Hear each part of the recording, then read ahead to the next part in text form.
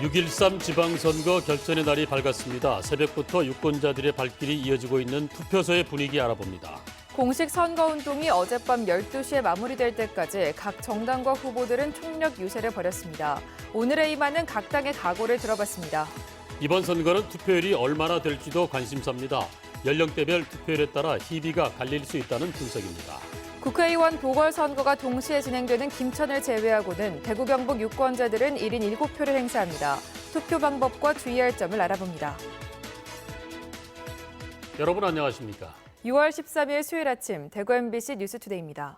지방선거가 있는 투표일인 오늘 조금 구름이 끼어 있지만은 구름 거치고 쾌청한 하늘이 드러날 것으로 예상됩니다. 기온도 평년 수준이 예상되는데요. 다만 자외선 지수가 높아 조심하셔야겠습니다. 김령은 기상캐스터가 자세한 날씨 전해드립니다.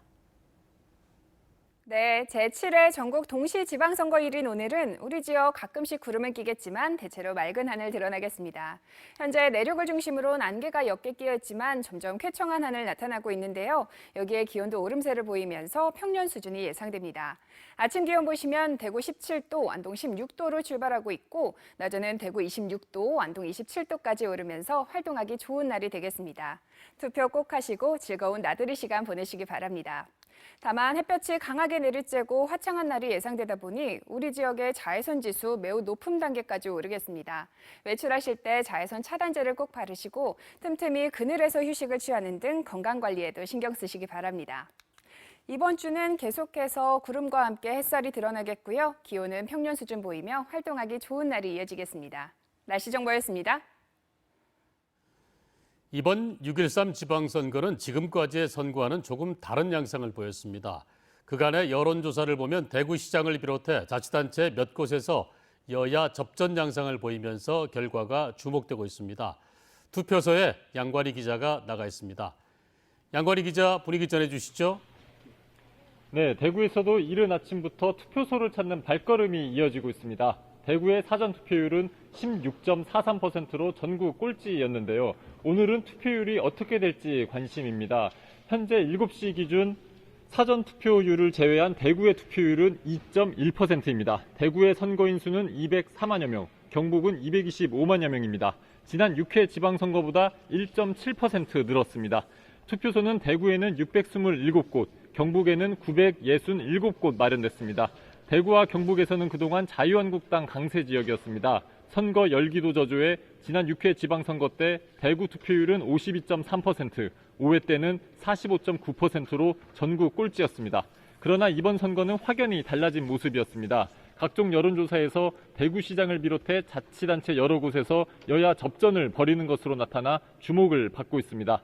게다가 마지막 여론조사에서도 부동층이 많아 각 후보는 투표율에 촉각을 세우고 있습니다. 전통 지지층이 미워도 다시 한번 자유한국당의 표를 몰아줄지, 이번엔 바꾸자며 더불어민주당을 선택할지 전국적 관심이 쏠리고 있습니다. 지금까지 대구여고 투표소에서 MBC 뉴스 양관입니다. 6.13 지방선거 투표가 진행 중인데요. 공식 선거운동이 어젯밤 12시 마무리될 때까지 각 정당과 후보들은 한 명의 유권자라도 더 만나기 위해 총력 유세를 벌였는데요. 정당과 후보들은 진인사 대천명의 자세로 오늘 아침을 맞았습니다. 윤정균 기자의 보도입니다.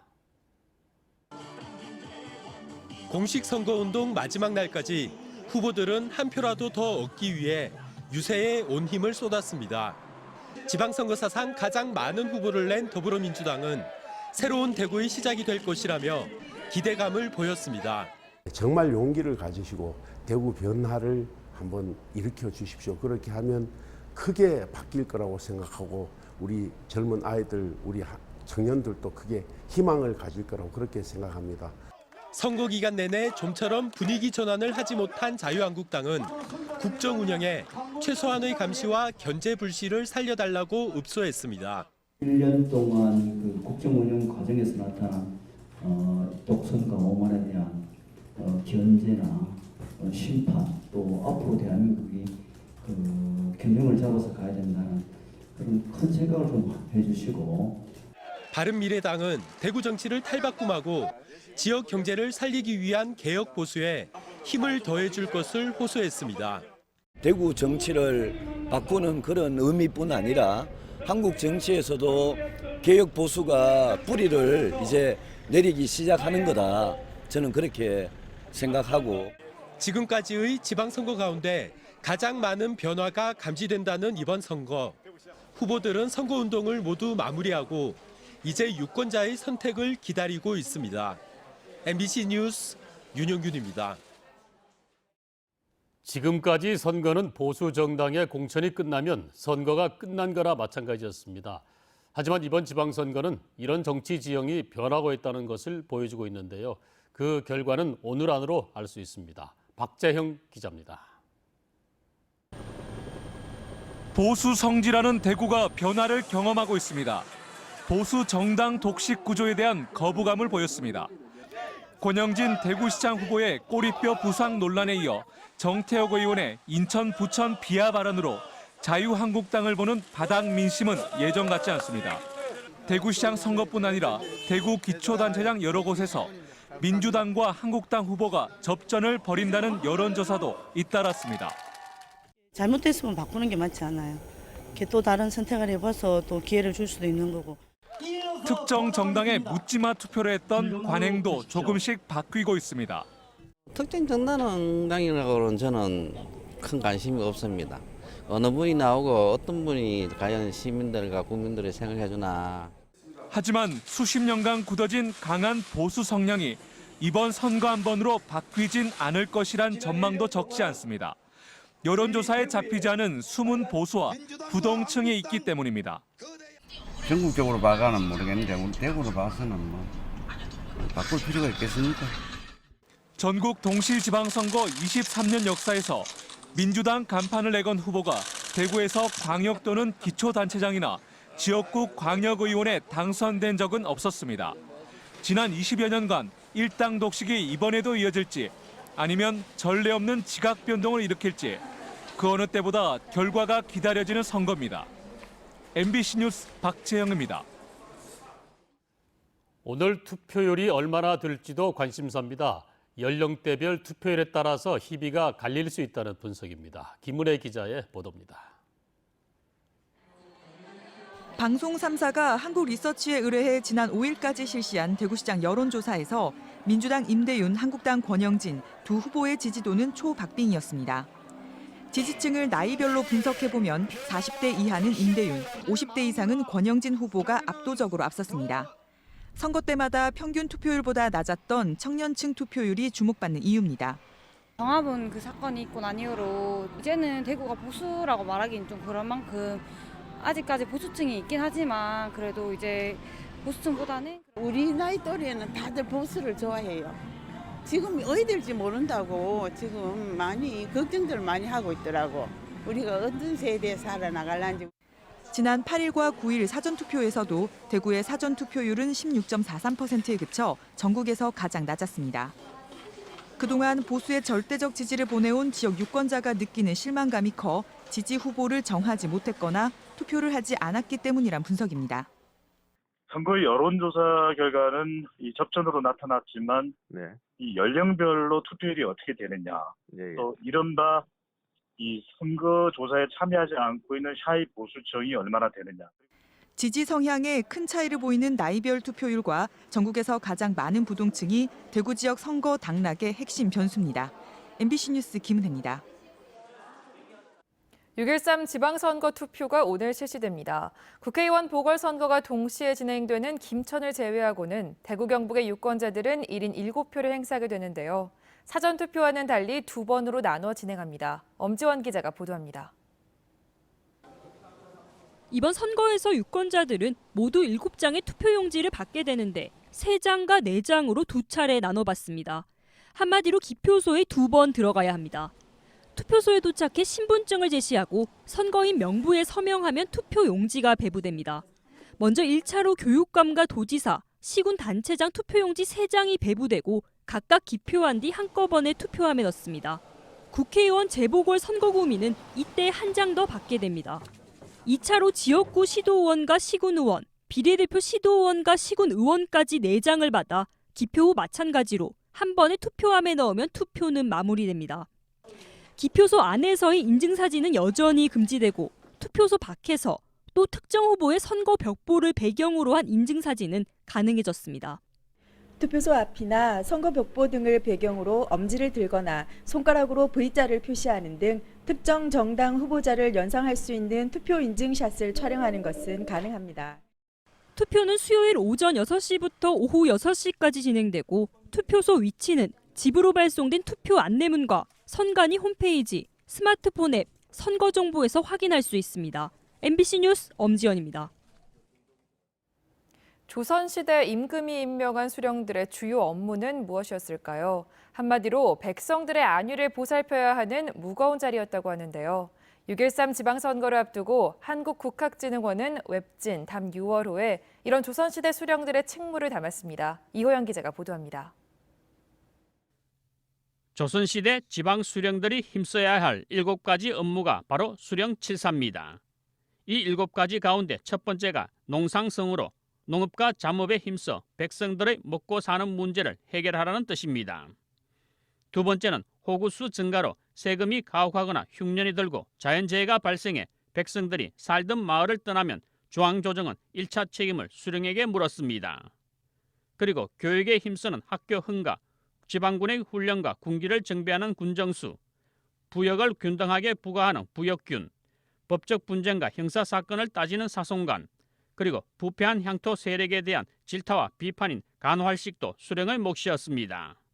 왕이 이 의무를 이제 수령한테 맡김으로써 그 얼마나 잘 달성했느냐에 따라서 그 평가 지표에 따라 그 다음 수령의 임직이 결정될 정도로 수령 7사의 내용은 대단히 중요한 민생의 지표가 됐습니다. 수령들은 과연 이 같은 업무를 충실히 지켰을까요? 1630년 계암 김영 선생은 계암일록에서 뇌물과 선물을 챙기다 파직된 전임 예안군수의 횡포를 적고 있습니다. 1580년 권문혜 선생은 초간일기에서 공주 목사로 부임할 때 백성들이 얼음을 깨고 맞이했다고 기록했습니다. 국학진흥원 스토리 테마파크에 번역된 일기류에는 수령들의 다양한 행적과 이야기가 실려 있습니다. 임금이 임명하는 조선시대 수령과 오늘날 국민들이 선발한 지방과는 분명 다릅니다. 하지만 지역 살림을 책임지고 운영한다는 점에서 비슷하다 할 수 있는데요. 이번 선거에서 여러분은 어떤 지방관을 뽑으시겠습니까? MBC 뉴스 이호영입니다. 오늘 투표는 전국 어디서나 투표가 가능했던 사전투표와 달리 반드시 지정된 투표소에서만 투표할 수 있습니다. 선거 당일에는 선거운동을 할 수 없으며 기표를 마친 투표지를 촬영하는 행위와 투표소 100m 안에서 투표 참여를 권유하는 행위는 금지됩니다. 하지만 기호를 표시한 투표 인증샷을 게시 전송하는 것은 가능하며 후보자가 자신의 육성이 녹음된 전화로 지지 반대하는 내용 없이 투표 참여를 권유하는 것도 허용됩니다. 예천군 선거관리위원회는 지난달 중순쯤 예천의 한 식당에서 선거구민 50여 명을 모아 예천군수 선거에 출마한 모 후보를 위해 선거운동을 하고 지난 1월에는 선거구민에게 현금 10만 원을 제공한 혐의로 A씨 등 6명을 대구지검 상주지청에 고발했습니다. 선관위는 관변단체 등 40여 명을 식당에 모은 뒤 또 다른 예천군수 후보를 불러 선거운동하게 한 혐의 등으로 B씨를 검찰에 고발했습니다. 지방선거가 치러지는 오늘 소방당국은 화재와 각종 안전사고에 대비한 특별 경계 근무를 합니다. 경북소방본부는 오늘 개표가 마무리될 때까지 투개표소 1,300여 개소에서 16,000여 명과 590여 대 장비를 동원해 화재 특별 경계 근무를 섭니다. 경북소방본부는 지난달 투개표소에 대해 안전점검을 해 지적사항 24건을 보완하도록 조치했습니다.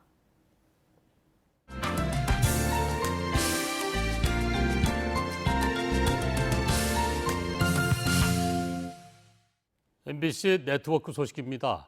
얼마 전 고속도로를 역주행하던 음주 차량에 30대 가장이 목숨을 잃는 안타까운 사고가 또 발생했는데요. 음주운전 적발 건수는 줄어들고 있는데 정작 재범 비율은 더욱 높아지고 있다고 합니다. MBC 충북의 재희원 기자입니다. 술을 마시고 운전대를 잡았다 단속에 걸린 한 운전자의 당당한 모습입니다. 오늘은 내가 조금 부부싸움이 있어가지고서 술 먹으러 가는 게 내가 시내로다가. 충북에서 올 들어 현재까지 경찰에 적발된 음주 운전자는 2,500여 명. 지난해 같은 기간보다 적발 건수는 30% 가까이 줄었지만 오히려 재범 비율은 늘었습니다. 전체 적발 건수의 40% 이상이 2번 이상 음주운전을 한 사람입니다. 5명 중 1명은 3번 연속으로 술을 먹고 운전하다 적발됐습니다. 이 가운데는 18차례나 적발된 사람도 있습니다. 경찰청 자료에 따르면 음주운전이 중독성 강한 마약 범죄보다 재범률이 더 높았습니다. 마약류 사범 재범률이 30%대인데 비해 음주운전으로 형사 입건된 2명 중 1명은 또다시 술을 먹고 운전하다 걸렸습니다. 삼진 아웃 대상자는 운전 면허를 취소하고 방조한 동승자까지 처벌하는 방안을 마련했지만 재범률은 그대로입니다. 유럽 전 지역에서 평생 동안 운전을 하지 못하도록 하는 이러한 제재를 하는 경우도 있고요. 미국 같은 경우에는 다시 이제 운전면허 시험을 보려면 일정 기간의 그 심리 상담 교육을 받아야지만. 음주운전으로 인한 교통사고로 매년 목숨을 잃는 사람은 500여 명. 전문가들은 형사처벌 강화뿐 아니라 면허 취득 자격 박탈과 심리치료 등 강력한 행정처벌도 필요하다고 지적합니다. MBC 뉴스 제이원입니다. 대학 진학에 있어서 요즘은 정보력이 중요한 요소로 떠올랐는데요. 아무래도 농어촌 지역의 경우 입시 정보 등에서 조금은 불리할 수 있는데 충남에서는 찾아가는 진학교실이 농어촌 소외 지역을 다니며 도움을 주고 있어서 큰 호응을 얻고 있습니다. 대전 MBC의 이교선 기자입니다. 고3 학생과 진학 전문 교사가 그야말로 머리를 맞대고 맞춤형 진로 상담을 합니다. 적성과 진로를 파악하고 원하는 학교 학과에서 요구하는 성적 등을 꼼꼼히 따지는 진학 지도의 효과는 어떨까? 제가 부족한 점을 느꼈고 그 부족한 점을 더 채워나가고 더 알아봐야 된다고 생각이 들었어요. 충남교육청이 올해 도입한 학교로 찾아가는 대학 진학 교실이 호응을 얻고 있습니다. 6개 팀 153명의 진학 전문 상담 교사가 대입 정보에 소외되기 쉬운 읍면 지역 농어촌 학생을 찾아 진로 진학 상담과 학생부 종합 전형에 대한 컨설팅을 해주는 겁니다. 여기에 학부모 진로 진학 토론 마당, 신규 고3 교사 연수까지 더해져 학생과 학부모, 교사의 부담을 덜어줍니다. 진로 진학지도에 있어서 좀 경험이 부족하다 보니까 좀 추상적으로 생각했던 부분이 있었는데 이런 연수를 통해서 더 좀 체계적인 방법 같은 것을 많이 알게 돼서 자기소개서 작성과 첨삭, 모의 면접까지 20여 개 학교에서 열려 학생들의 실력을 키워줄 예정입니다. 교사가 모든 것을 제공해 주기보다는 학생들이 스스로 자기가 가고자 하는 대학 학과의 정보를 어떤 식으로 얻고 근데 필요한 그런 정보 같은 것을 안내해 주는 데 중점을 두고 있습니다. 교육 정보에서도 자칫 소외되기 쉬운 농어촌 학생들에게 공교육의 맞춤형 진로지도 서비스가 정보력 격차를 해소하는 버팀목이 되고 있습니다. MBC 뉴스 이교선입니다. 대구시는 오는 2021년 대구 남구의 캠프 워커 일기장 반환터에 건립될 예정인 대구 대표도서관의 이름을 공개 모집합니다. 대구시는 오는 14일부터 홈페이지를 통해 대구 대표도서관의 건립 취지에 맞는 이름을 공모합니다. 대구 대표도서관은 지하 1층에서 지상 4층 규모로 일반 자료실을 비롯해 어린이 자료실과 대구학 자료실, 멀티미디어 존과 회의실 등으로 채워질 예정입니다. 대구에서 올해 처음으로 일본 뇌염 매개 모기인 작은 빨간집 모기가 발견됐습니다. 대구시 보건환경연구원은 지난 4월부터 동구 금강동 외양간에 모기 유인 등을 설치해 주 2회 모기를 채집한 결과 지난 11일 작은 빨간집 모기를 발견했다고 밝혔습니다. 작은 빨간집 모기는 지난 4월 1일 부산에서 처음 발견됐습니다. 일본 뇌염 바이러스가 있는 매개 모기에 물리면 99% 이상은 무증상 또는 열을 동반한 가벼운 증세를 보이지만 드물게는 치명적인 급성 신경계 증상으로 진행될 수 있습니다.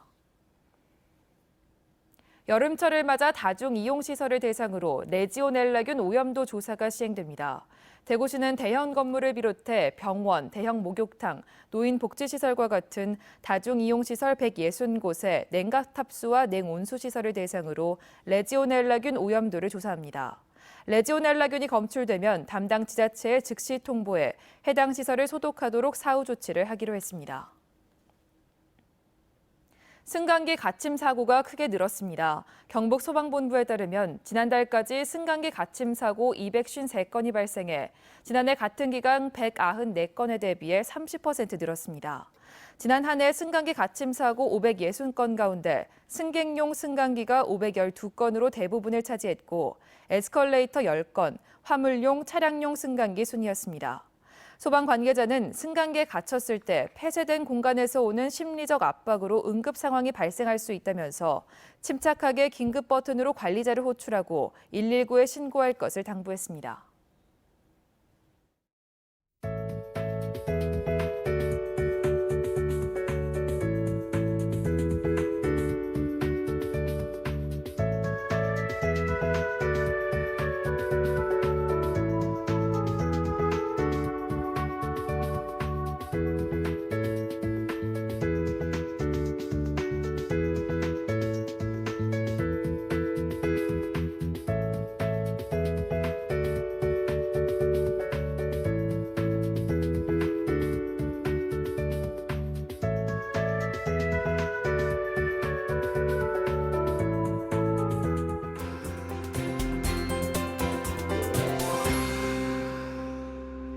제7회 전국 동시지방선거일인 오늘은 우리 지역 가끔씩 구름은 끼겠지만 대체로 맑은 하늘 드러나겠습니다. 현재 내륙을 중심으로 안개가 옅게 끼었지만 점점 쾌청한 하늘 드러나고 있는데요. 여기에 기온도 오름세를 보이면서 평년 수준이 예상됩니다. 아침 기온 대구 17도, 완동 16도로 출발하고 있고 낮에는 대구 26도, 완동 27도까지 오르면서 활동하기 좋은 날이 되겠습니다. 오늘 투표 꼭 하시고 즐거운 나들이 시간 보내시기 바랍니다. 다만 햇볕이 강하게 내리쬐고 화창한 날이 예상되다 보니 우리 지역의 자외선 지수 매우 높은 단계까지 오르겠습니다. 외출하실 때 자외선 차단제를 꼭 바르시고 틈틈이 그늘에서 휴식을 취하는 등 건강관리에도 신경 쓰시기 바랍니다. 위성 영상 보시면 오늘은 동해상에 위치한 고기압의 가장자리에 들면서 전국이 가끔씩 구름 많은 하늘 보이겠습니다. 자세한 지역 변화십니다. 대구 현재 기온 17도, 고령 18도로 시작합니다. 낮 기온은 모두 26도 예상되면서 종일 포근하겠습니다. 상주의 아침 기온 17도, 김천 18도로 출발하고요. 낮 최고 기온은 상주 28도, 김천 27도까지 오르겠습니다. 안동의 이 시각 기온 16도, 의성 17도로 어제보다 높게 시작합니다. 낮에는 안동 27도, 의성 28도로 평년 기온을 보이겠습니다. 경북 동해안 지역의 낮 기온 25도를 밑돌겠고요. 바다의 물결은 최고 2.5m로 일겠습니다. 이번 주는 계속해서 구름과 함께 햇살이 드러나겠고요. 우리 지역 낮 기온 평년 수준 보이며 활동하기 좋은 날이 이어지겠습니다. 날씨 정보였습니다.